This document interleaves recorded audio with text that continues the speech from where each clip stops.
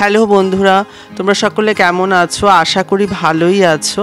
আমিও ভালো আছি। আজকে নতুন আর একটা রেসিপি নিয়ে তোমাদের কাছে চলে এলাম।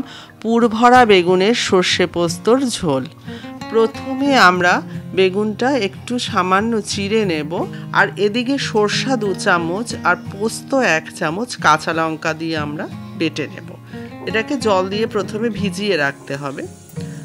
বেগুনটা নুন হলুদ মাখিয়ে কিছুক্ষণ রেখে দেব, তারপর বেগুনটা ভেজে নেব।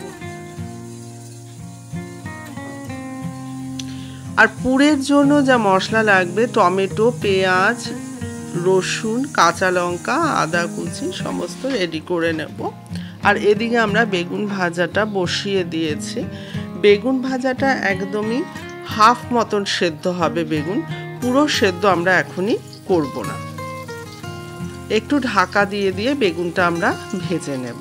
বেগুনটা ভাজবার সময় গ্যাসটা সিম আঁচেই রাখতে হবে।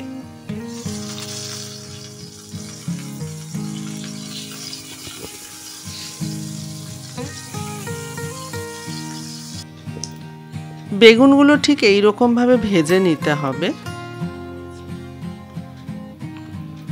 এবার আমরা কড়াইতে তেল দিয়ে রসুন কুচি, আদা কুচি দিয়ে দেব।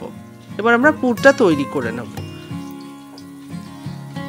রসুন আর আদার ফ্লেভারটা যখন উঠবে, তারপর আমরা এতে পেঁয়াজ কুচোটা দিয়ে দেব। পেঁয়াজ কুচোটা হালকা ভাজা হবার পর আমরা এতে টমেটো দেব।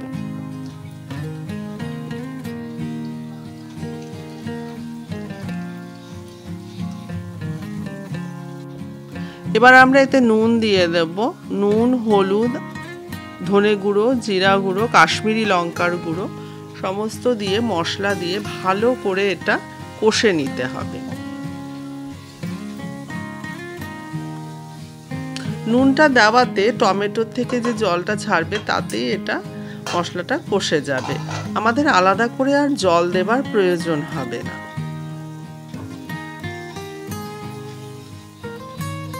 এবার এতে কাঁচা লঙ্কা কুচি দিয়ে দিলাম। সামান্য একটু চিনি দিয়েছি।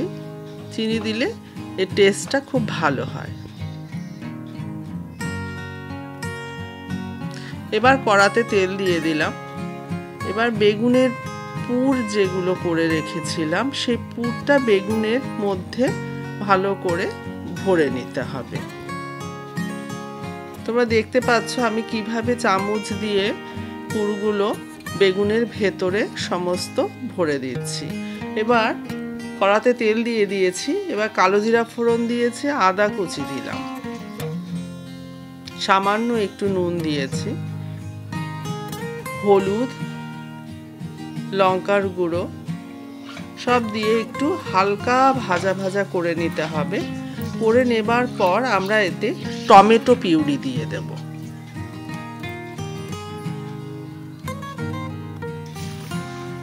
টমেটোর কাঁচা গন্ধটা যখন চলে যাবে, তারপর আমরা এতে সরষা পোস্তটা দেব।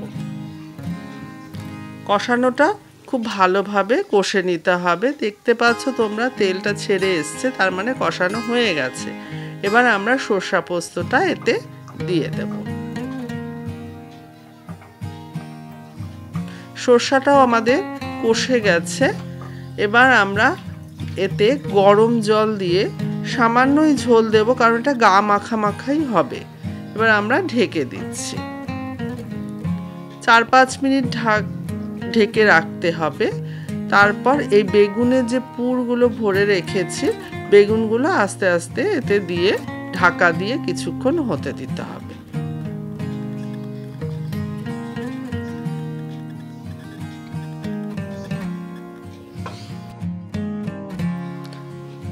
চার 5 মিনিট পর ঢাকাটা খুলে এতে কাঁচা লঙ্কা, ধনেপাতা সবকিছু দিয়ে আবার কিছুক্ষণ ঢাকা দিয়ে রেখে দেব। তাতে ধনেপাতার গন্ধটা সম্পূর্ণ ফ্লেভারটা এতে মিশে যাবে।